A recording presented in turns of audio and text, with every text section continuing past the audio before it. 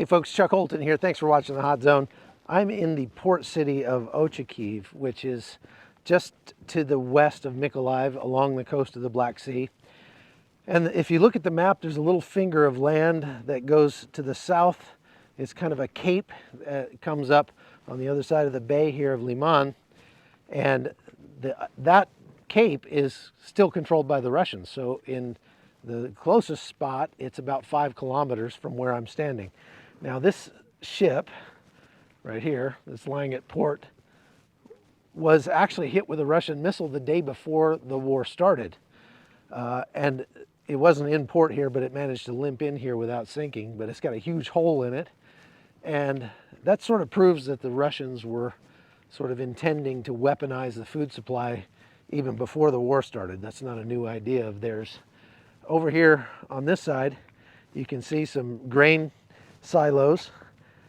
The Russians have effectively shut off grain exports now, just over the last week or so, since the port at Sevastopol was hit with Ukrainian underwater drones or semi-submersible drones that had been given to them by the United States and the UK. The Ukrainians have not confirmed that they did that, but it's pretty well documented. There's video of it out there. But here in the port city of Ochakiv is very quiet right now, although they're still shelling from time to time. I just heard some explosions off in the distance. There are rockets and mortars and artillery being fired.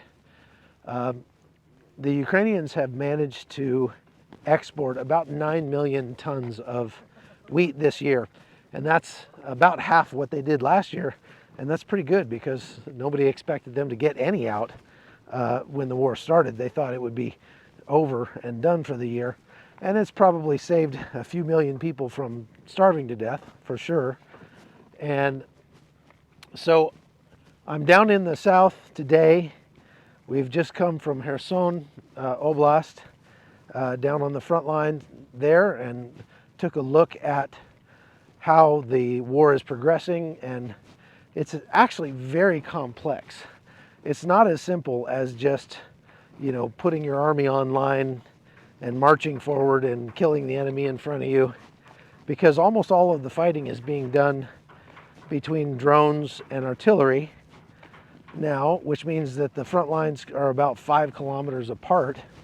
There's not a lot of rifle fire or anything like that taking place, at least in this sector, because the Ukrainians are just sending drones out there, off-the-shelf DJI drones, and finding the enemy, and then they call in the grid coordinates to their artillery, and the artillery fixes them and sends one round and blows them up, just like that.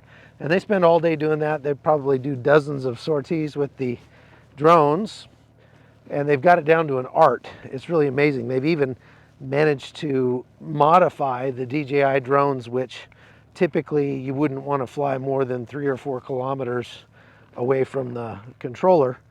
They're flying them up to 19 kilometers away from the controller, and that's pretty amazing.